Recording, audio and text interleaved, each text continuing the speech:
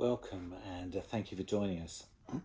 I started this series reflecting on God and catastrophes with a particular thought and reflection on COVID-19 and our situation at the moment, and wondering to myself what would be a biblical response, what would be a theological response to the issues of catastrophe and to something like a pandemic or other aspects too. So that's where it began, and I said what I wanted to do was begin with the prophets, but also be looking at Job and the book of Ruth, looking at the Psalms, look at what Jesus might say about that, and so that we can build up a richer response than just a quick impulse response to this scenario. The prophets is a good place to start because the prophets, it's more obviously an interpretation of a direct intervention of God in the affairs of the people because of the irresponsibility and the lack of moral welfare and fibre for the leadership amongst the people, and also the shepherds of the people, which are not only the religious leaders but also the political leaders. And of course the individual responsibility too, to live rightly before God, to love God with all your heart, soul, strength and mind, and also to love your neighbour as yourself. And we could spend a lot of time in Isaiah doing that. In fact, we've covered pretty much 1 to 6 so far. And I'm going to jump today to Isaiah 58. Not because I want to ignore what's in the middle. It's all well worth reading, and it will say pretty much the same thing, although it does paint a vision of a picture of the new community that God really desires and wants. There's some great moments to reimagine newness and to reimagine the life of the people of God. But Isaiah 58 really captures something, sums up a lot of what we'll be thinking about. And then I want to move on to some of the other books, so we don't just stay with the prophets, for example. So we're going to hit upon Isaiah 58 and see. And one of the things about Isaiah 58, I think, is that it really captures something of what is on the heart of God, and confronts the people with it. It actually should carry a government health warning, I think, this chapter, because it is actually really hard-hitting and challenging for all of us. And I think one of the things that Isaiah is doing is he's not just it's easy to point the finger, isn't it? We can point at the political leaders. They're the problem. A solution needs to be found there. Or we can point at that particular country or that superpower or whatever. But what Isaiah 58 does is that he brings it down to earth. It gets very practical. So it does actually challenge leaders and national leaders and so on. But it also challenges us as individuals, how we should respond. So what is the corporate response, and what are individual responses to the needs that we see before us, the things that touch the heart of God? So we'll be thinking about those things as we go on. And it starts in a really bold way. In fact, it begins with these words. It begins, shout out, do not hold back. Shout out, do not hold back. Lift up your voice like a trumpet. Announce to my people their rebellion, to the house of Jacob their sins. This is a kind of summons to speak out, a challenge to the people. And you get another feel of that in Hosea chapter 8, where it says this: set the trumpet to your lips. One like a vulture is over the house of the Lord, because they have broken my covenant and transgressed my laws. So it's saying, speak it out, because this is a life or death matter. Declare the sin and rebellion of my people, how they have failed. And of course, just to sum up what we were looking at in Isaiah 1 to 4, for example, where Isaiah, or God speaking through Isaiah, was saying, you've filled your hands with all kinds of things that are unhelpful and not for your well-being. For example, you filled your hands, or you filled your land with advisors who will tell you just what you want to hear. They will not challenge you. And secondly, you filled your hands with treasure and wealth at the expense of the poor. You've amassed it for yourself, and so you've got all this. And then it says you filled your land with weapon systems to defend the wealth and the treasures you've got. So in Isaiah, it's horses and chariots. In our day, it's much more technologically advanced weaponry. But it's to protect the wealth that we've got. Often, actually, we've stolen it from other countries and other peoples. But we've amassed it for ourselves at the expense of others. And then it says, not only have you filled your hands with false advisors and filled your hands with wealth and defense systems, but you've also created for yourselves gods that will make you feel comfortable in that state. So basically religion has become idolatry. You've fashioned it so that you feel good in it. And the living God is not happy with this scenario. So God comes and says, I'm going to empty your hands. I will take those things away. They will slip through your fingers like sand. Because I cannot fill your hands with good things until I've emptied your hands of all that other stuff that does not help you and that binds you and takes you down and leaves you with greed and envy and pride and so on. So that's the challenge. That's what the sin and the rebellion of the people is, and the failure of moral responsibility to look after those who are in need, the broken and the poor, the orphan and the widow, and so on. And Isaiah speaks out against the people. And then he goes on to say this, yet day after day they seek me and delight to know my ways, as if they were a nation that practiced righteousness and did not forsake the ordinance of their God. They ask of me righteous judgments. They delight to draw near to God. That's what verse 2 says. So it's like the yet is really important in this scenario. He's kind of is a kind of a mocking. It indicates a disjuncture. They think they're good at worship and praise. They delight. So delight is used twice here, and then at the end of the section, the end of the chapter. But delight here, they delight to worship. They delight to know my ways. They delight to draw near to God. Delight, perhaps in inverted commas. Translated in the New Living Translation, it goes like this. Yet they act so pious. They come to the temple every day and seem delighted to learn all about me. They act like a righteous nation that would never abandon the law of its God. They ask me to take action on their behalf, pretending they want to be near me. It's all a facade. The kind of worship and praise that they've got is just self-indulgence. It makes them feel good, but it doesn't translate into transformed lives that actually reach out to the broken and the needy and so on. That's the challenge. And yet, he says here, by all appearances, it looks like their worship is great, but actually it's not making any difference. And Amos has the same kind of challenge. There's a kind of mocking in what Amos says too. He says this, come to Bethel, says Amos chapter 4 verse 4. Come to Bethel and transgress. To Gilgal and multiply transgressions. Bring your sacrifices every morning, your tithes every 3 days. Bring a thank offering of leavened bread and proclaim freewill offerings. Publish them. For so you love to do, O people of Israel, says your God. You get this sense of, here come to these places, these special places of worship and praise and so on, and adoration, and transgress. It doesn't change you. It doesn't change the way you behave. That's what the yet is for. It's presenting this disjuncture.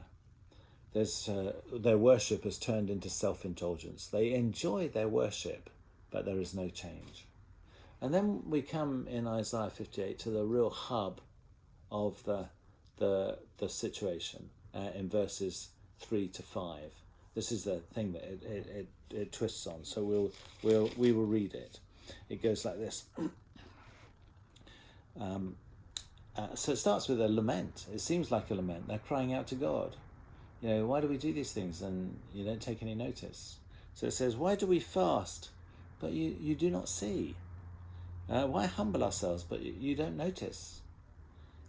And then Isaiah's response is like this. Look, the word is hen, behold, and it's used twice here. Look, you serve your own interests on your fast day and oppress all your workers. Look, you fast only to quarrel and to fight and to strike with a wicked fist. Such fasting as you do today will not make your voice heard on high. Is such the fast that I choose? A day to humble oneself, Is it to bow down the head like a bulrush and to lie in sackcloth and ashes? Will you call this a fast, a day acceptable to the Lord? Look, it says, behold. You know, it's kind of, you think that's your worship? That's the way it's going to be? Well, what is that? You know, it reminds me of the film, I think I used this quote last week, in the Isaiah 6 passage about Crocodile Dundee. You know, when somebody comes up and to mug him and this American journalist and sort of asks for his wallet, and he looks at the flick knife that's before him and says, "You call that a knife?" And then he pulls out of his behind his bag, he brings this huge knife and he says, "This is a knife." It's like, and Isaiah's saying in Isaiah 6, "You call that a God? This is God."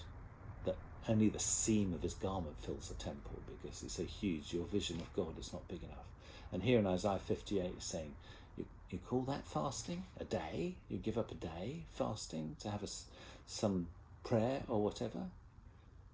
This is fasting, says Isaiah. You call that worship? You're kind of dancing around doing this? This is worship. It's a worship that translates into changed life, into changed behaviour. It's like Isaiah saying, going without the comforts for a day is not a real fast. A real fast is foregoing comforts so that inequality is overcome, or so that poverty is defeated. That is worship. It translates into action, to sacrificial action. So verse 6 is a kind of general challenge about fasting. It starts like this. Is not this the fast that I choose?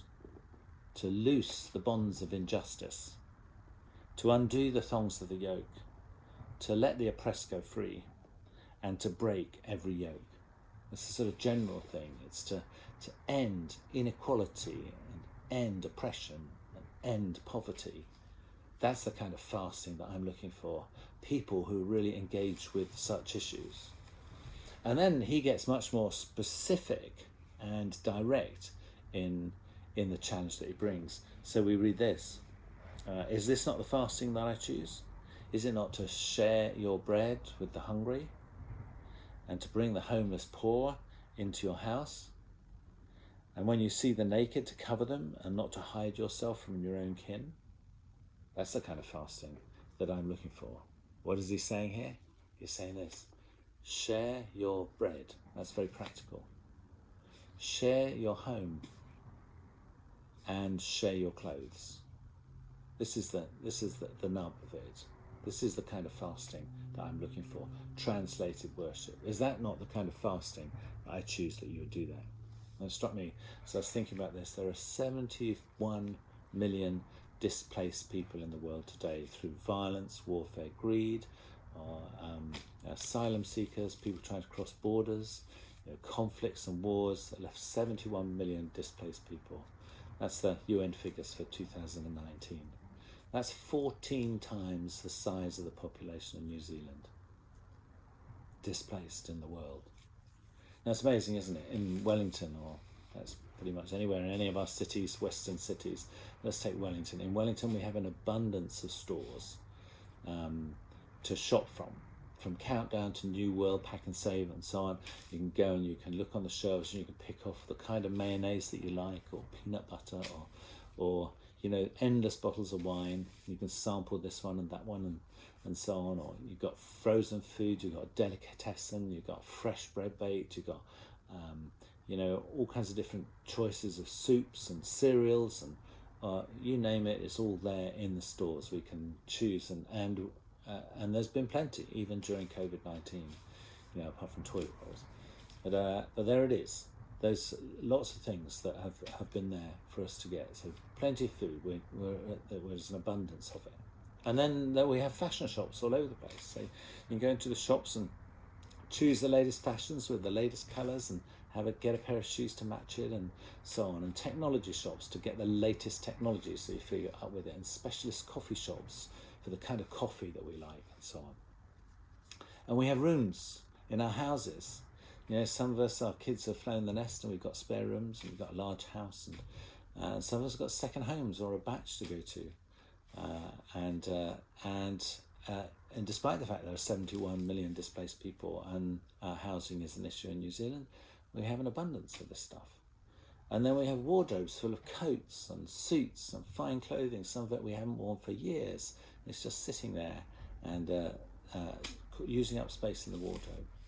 So we have plenty of food, we have plenty of room in our houses, and we have plenty of clothes. And Isaiah 58 is saying, true worship is to share your food, share your homes, and share your clothes. That's what I'm looking for, says Isaiah 58.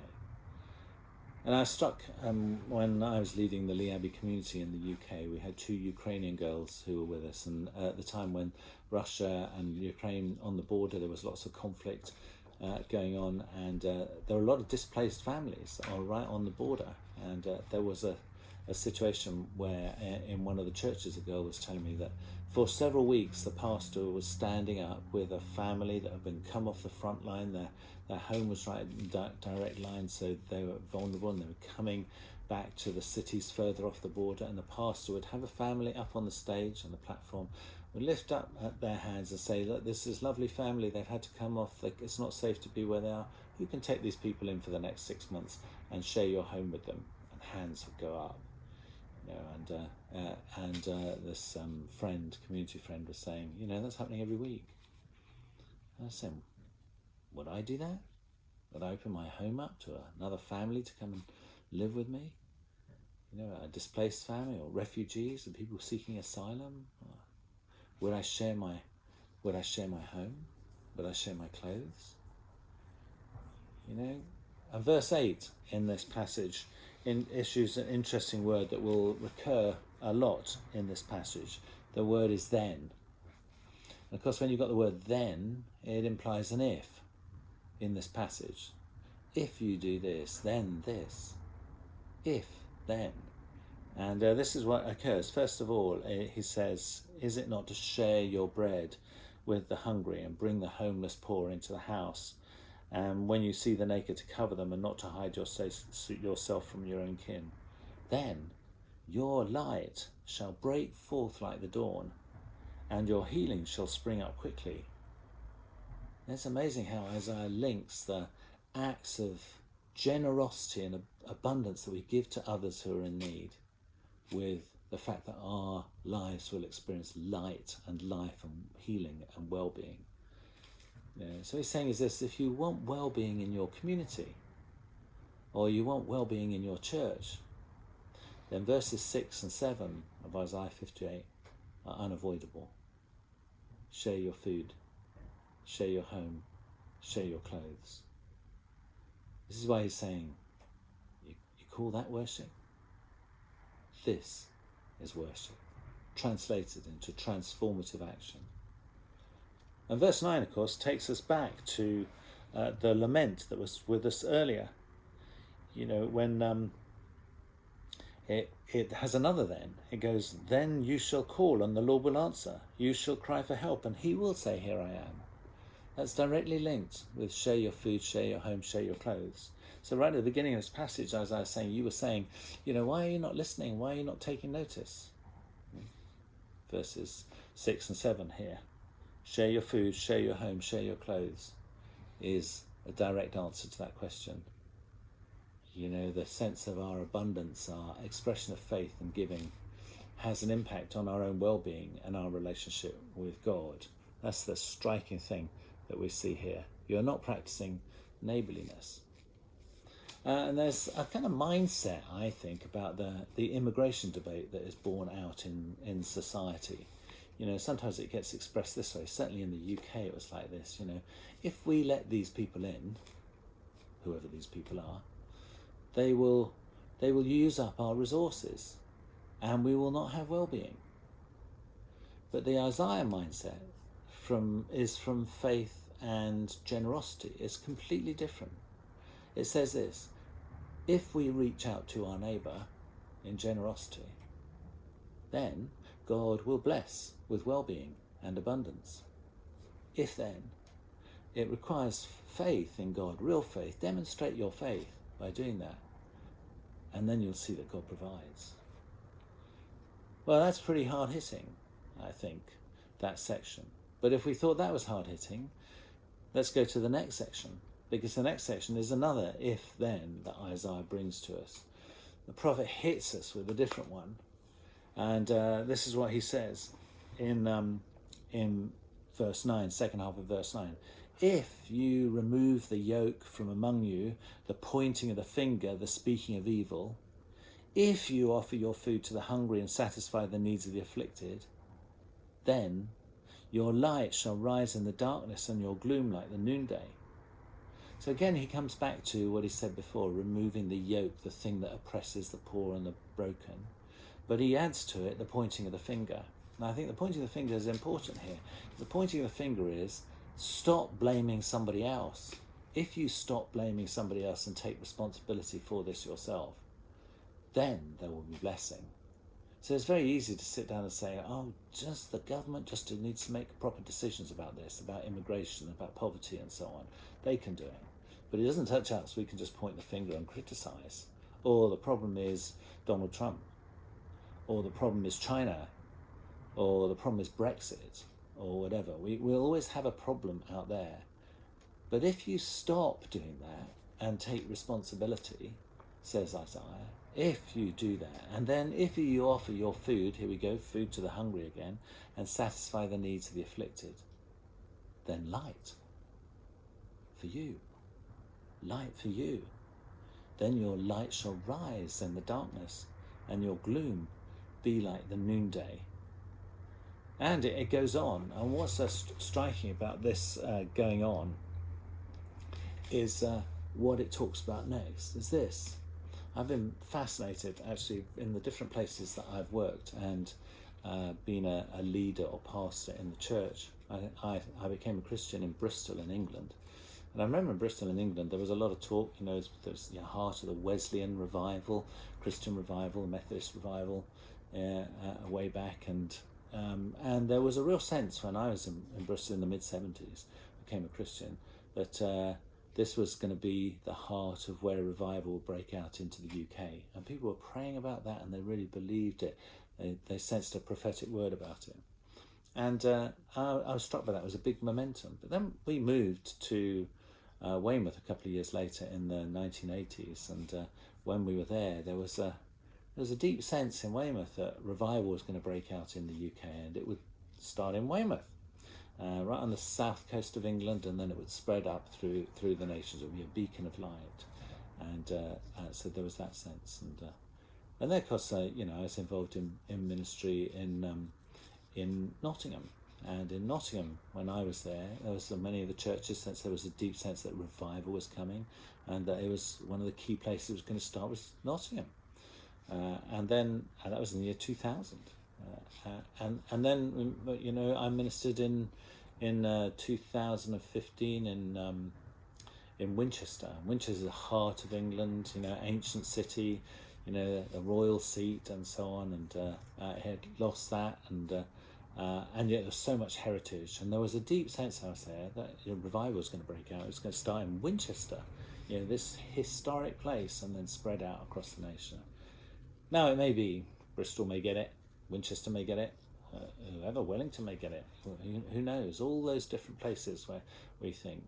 But I can tell you this, wherever it starts, it will be directly linked to Isaiah 58 verses 10 to 12.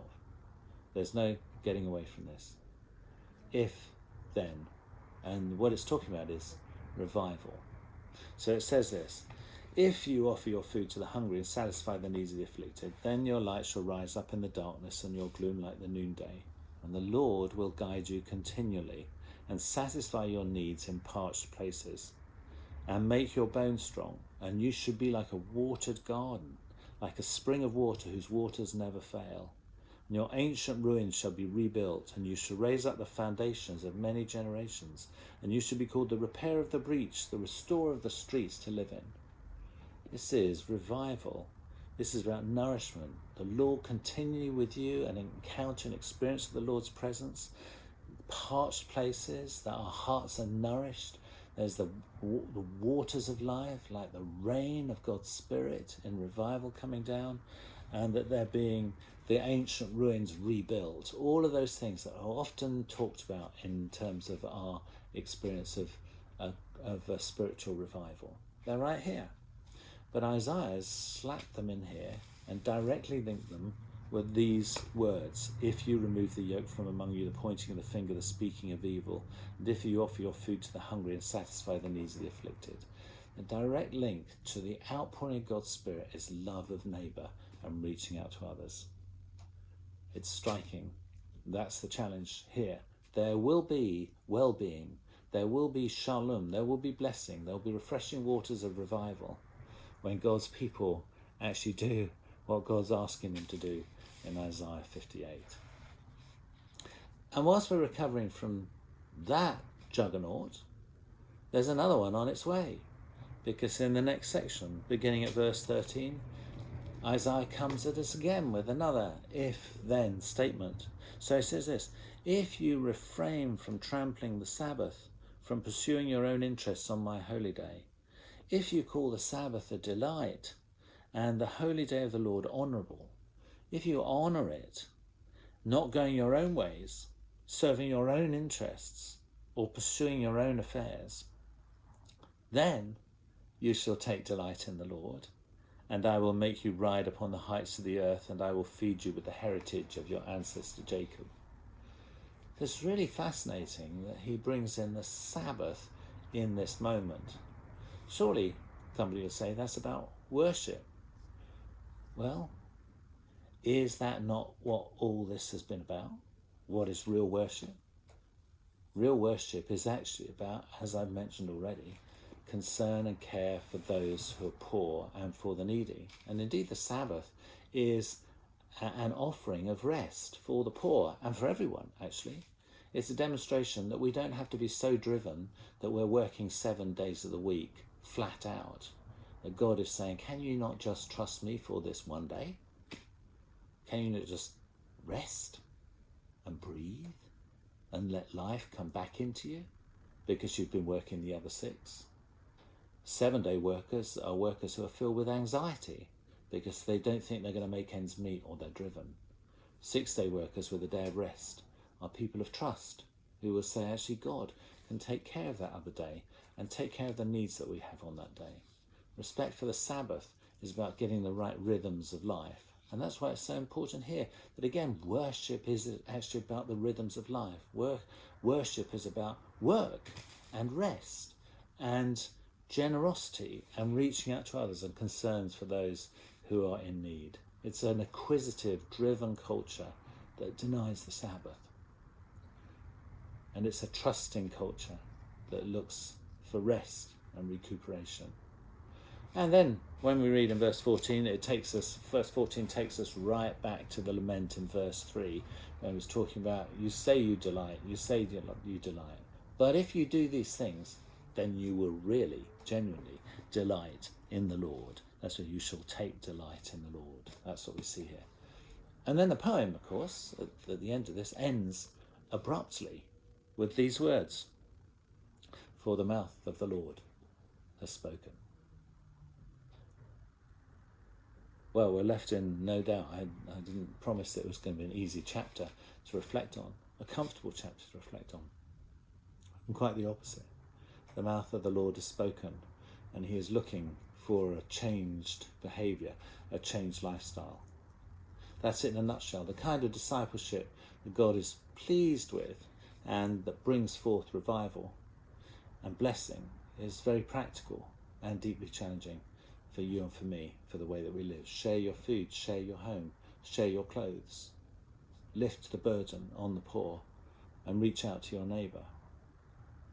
I'm reminded some years ago of a story that I've just revisited recently, that Tony Campolo, the American evangelist and theologian, talked about. And he raised the question, looking at the question, if Jesus had $50,000 and knew about the suffering and dying in Haiti, what kind of car would he buy? You could say about any particular country, if we know about the broken poverty, all sort of 71 million displaced people, if we know about that and the poverty in and around the world, and we had $50,000, what kind of car would we buy? And then someone comes up to him and says, are you saying that if I'm a Christian, I won't be able to go out and buy, he mentions a particular brand of car, which I'm not going to mention because we then start thinking, oh, well, I don't drive that particular car, so it's not a particular issue for me. Or we think about somebody who has got that car and think, well, it's them. But actually, it's the $50,000 or even less. So somebody says, well, are you saying if I'm a Christian, I won't be able to go and get one of those cars? And Campolo says, that's exactly what I'm saying. Because a particular brand of car is a luxury car that symbolises conspicuous consumption instead of compassionate concern for the sufferings of the world.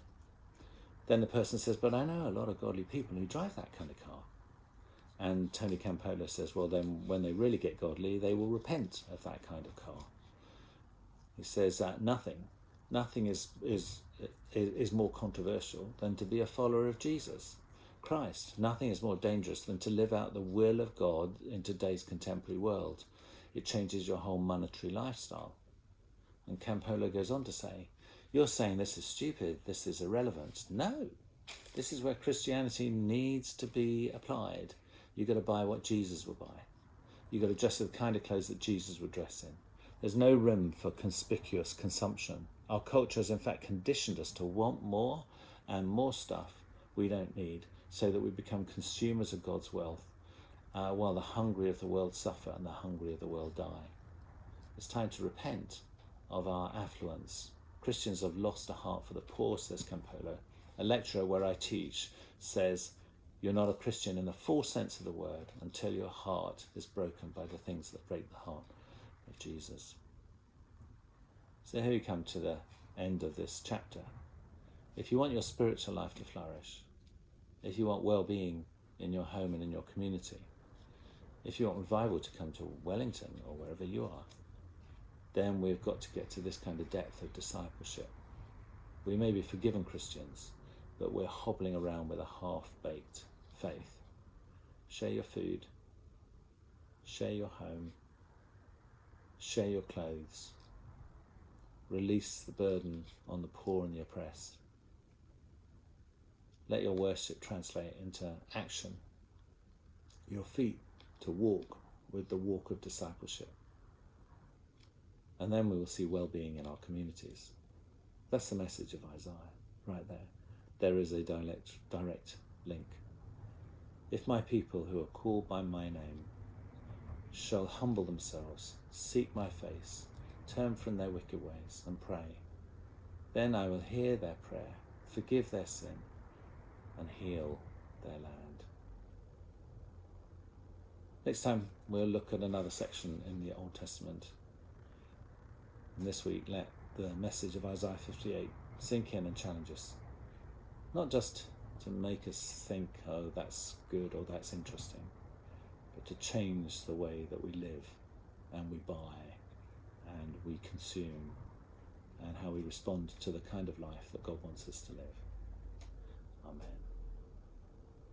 Thanks very much for listening, and I look forward to being in touch with you again, and I hope you have a good week. Thank you.